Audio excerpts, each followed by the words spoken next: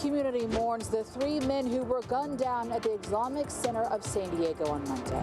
The FBI continues investigating the Mosque shooter's manifesto, what's inside, and signs to look for to determine if someone has been radicalized. The city promises an end to paid parking in Balboa Park, but questions remain about which lots and which meters. A man is charged with murder after attacking the owner of this home in Escondido. I have more from the victim's concerned wife coming up.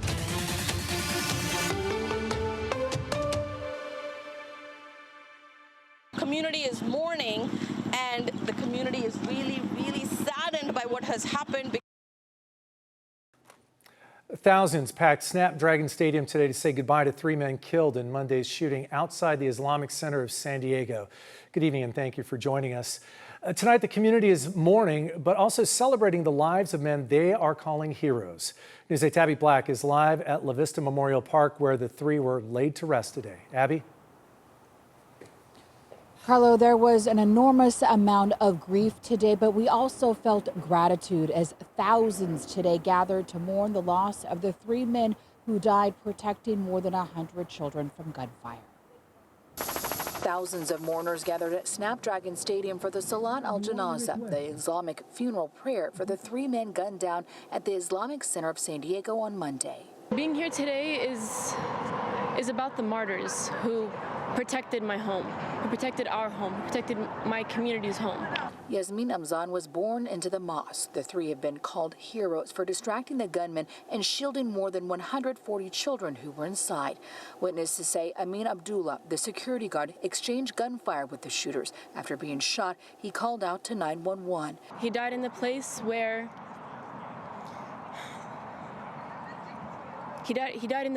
he smiled in our faces every day and welcomed us.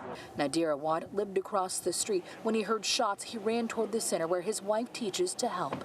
Mansour Kazia served 40 years as the mosque shopkeeper. He would bring us into the store and let us take whatever we wanted for free, But the amazing thing is, I found out after he died that I wasn't the only one he was doing that to, everybody was saying the same story.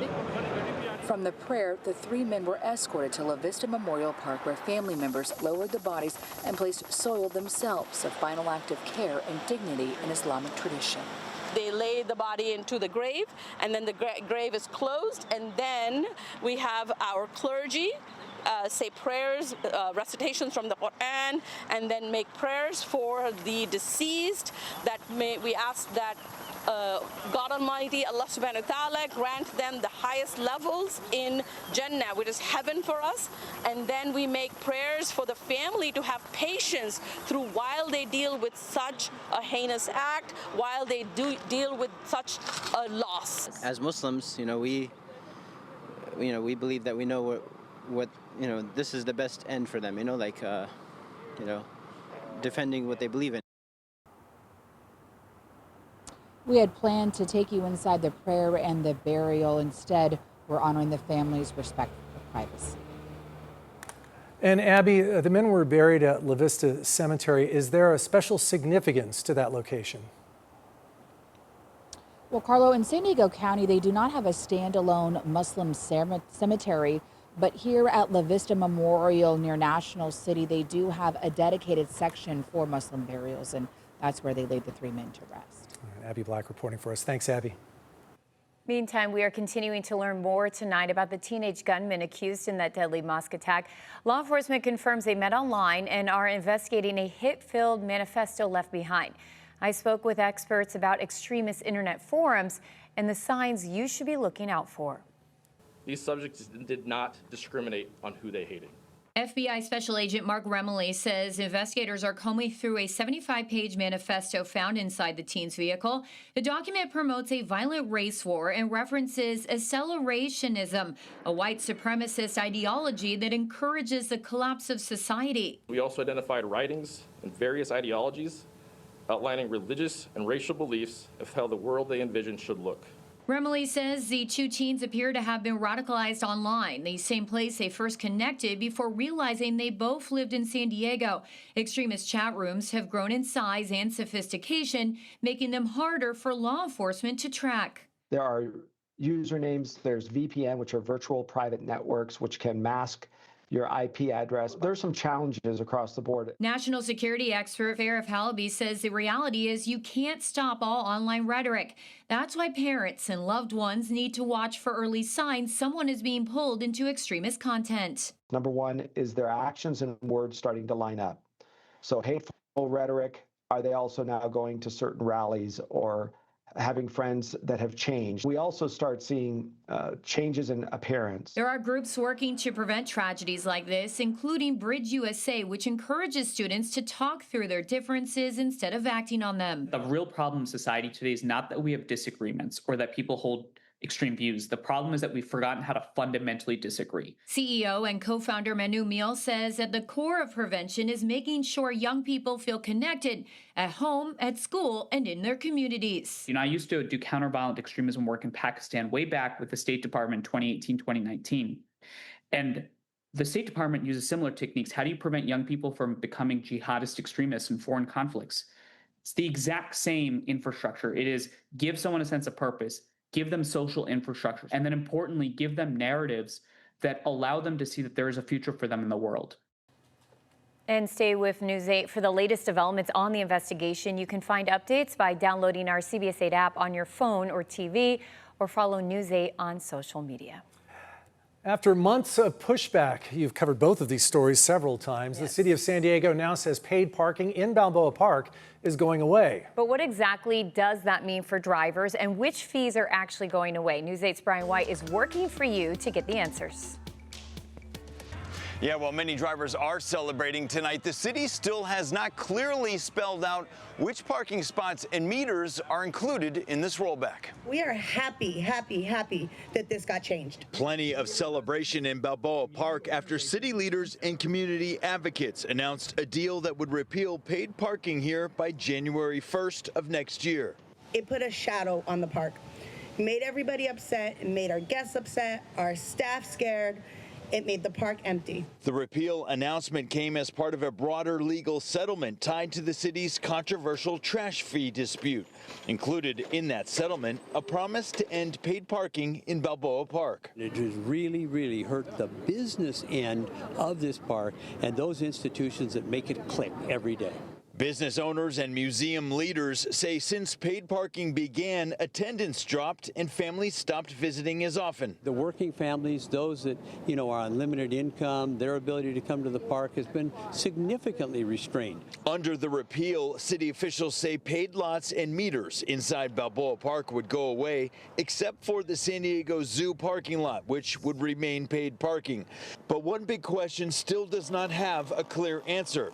What happens to the parking meters along 6th Avenue bordering the park? I haven't seen that in the actual settlement, that specific language, so I don't know the answer to that question. Yeah. The uncertainty about the future of meters on 6th Avenue has some people on edge. These parking spots are ridiculously priced. Scott Trosper says he recently paid an $80 parking ticket when his meter expired. It's Balboa Park. Families want to come here and spend money on, the small businesses, and everybody's hurting now because people aren't coming here. I reached out to Council President Joe LaCava's office. They said it's still unclear and that a lot of these details will be addressed on June 8th when the City Council is expected to vote on all this. But until then, questions remain about exactly which meters and parking spaces drivers here will actually stop paying for and when. Working for you in Balboa Park, Brian White, News 8. Remember, if there's something you'd like us to look into, just email us at workingforyou@cbs8.com. New developments tonight in the Larry Millette murder trial. Prosecutors revealed Larry has been contacting members of the media during the trial, which just started this week, saying he disagrees with some of the judge's rulings. Also in court today, jurors heard more testimony from Maya Millette's sister and from the Chula Vista police officer who first responded after Maya was reported missing in 2021.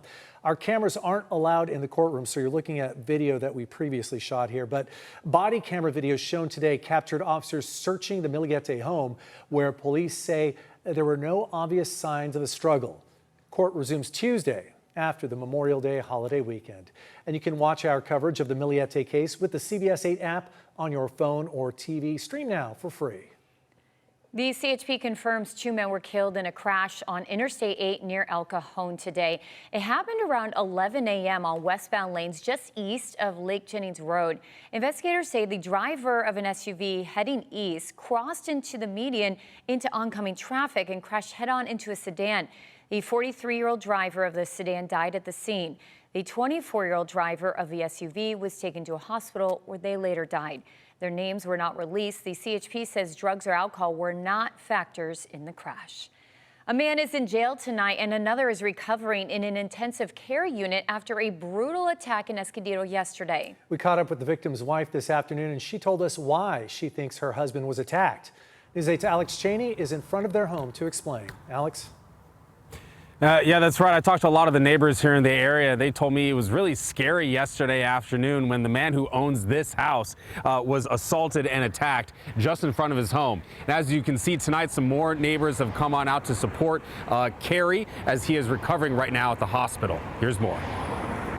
He tried to kill my husband, you know. Maria Garcia says she was at home yesterday when her husband of 20 years, Kerry Sharon, was confronted and attacked outside of their Escondido home. It's terrible, you know. I don't know what kind they hate to do that to my husband. Wild heart, you know, the black heart. Maria thinks it may be because of the political signs and flags they have outside. A lot of people, you know, they don't like the flags. I don't know why. You know, I support America. My husband is veteran.